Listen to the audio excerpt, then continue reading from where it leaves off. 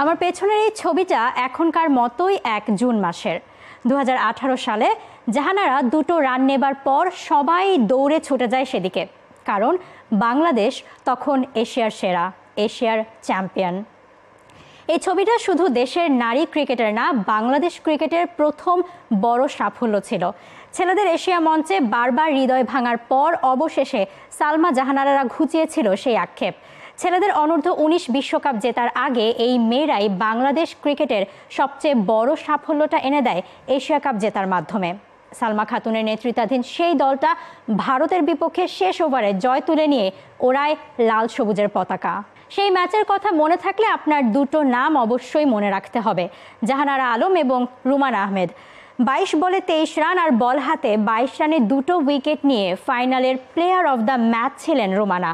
সেই সঙ্গে জাহানারার শেষ বলে নেয়া সেই দুটো রান, যার মাধ্যমেই বাংলাদেশ পেয়েছিল প্রথম কোনো বড় টুর্নামেন্টের শিরোপা। অথচ সাম্প্রতিক সময়ে এই নাম দুটো আপনি নারী ক্রিকেটে খুঁজেই পাবেন না। রুমানা আহমেদ শেষ জাতীয় দলের হয়ে খেলেছেন গেল বছরের ফেব্রুয়ারিতে, আর জাহানারা লাল সবুজের জার্সি শেষ চাপিয়েছিলেন একই বছরের মে মাসে। চলছে প্রেডিকশন গেম নগদ অ্যাপে। প্রেডিকশন করে জিতুন জিক্সার বাই টিভি, স্মার্টফোন সহ আরো অনেক পুরস্কার। মূলত গেল প্রায় 2 বছর ধরে বাংলাদেশ নারী ক্রিকেটে অভিজ্ঞতার চেয়ে প্রাধান্য পেয়েছে তারুণ্য। এমনকি বয়স ভিত্তিকে ভালো করায় 16 বছর বয়সী ক্রিকেটারও ছিলেন জাতীয় দলে। তবে তারুণ্য ফলাফলও এনে দিয়েছিল দলকে। দেশের মাটিতে ভারত পাকিস্তানের মতো দলকে হারানো কিংবা বিদেশের মাটিতে সাউথ আফ্রিকার সঙ্গে জয়, এমন অনেক প্রথমেরই দেখা মিলেছে 23-এর শেষ ভাগে। কিন্তু ধাক্কা একটা লেগেছে 2024-এ। চলতি বছর দেশের মাটিতে অস্ট্রেলিয়া আর ভারতের বিপক্ষে T20 কিংবা ওয়ানডেতে হোয়াইট ওয়াশ হতে হয়েছে নিগার সুলতানা জ্যোতির বাংলাদেশকে। জেতা হারার সমীকরণের বাইরের কথা হলো, এই 2 সিরিজে কোনো রকম প্রতিরোধই গড়তে পারেনি দল। এখন সব হিসেব নিকেশের পর সামনে হিসেব এশিয়া কাপ আর বিশ্বকাপকে নিয়ে।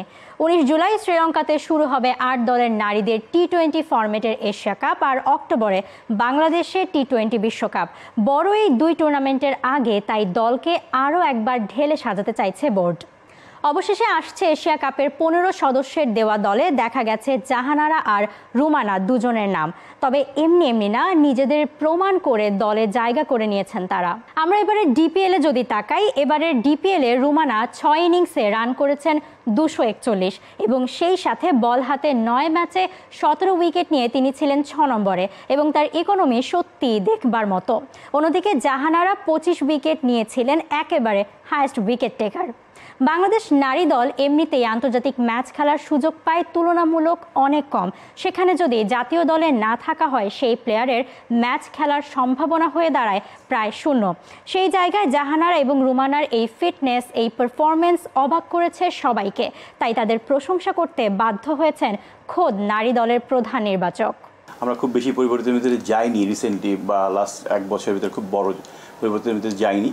কিন্তু সামনে যখন আমাদের দেশের মাটিতে আমাদের T20 ওয়ার্ল্ড কাপ, তো এর আগে আমাদের একটাই মাত্র কম্পিটিটিভ ক্রিকেট টুর্নামেন্ট আছে, যেটা হচ্ছে কি আপনার এশিয়া কাপ। তো আমরা একটু চেঞ্জের ভিতরে গিয়েছি। রুমানা এবং জাহানারার ব্যাপারে একটা জিনিস বলবো, যে ওরা অলমোস্ট 1 বছর টিমের বাইরে ছিল।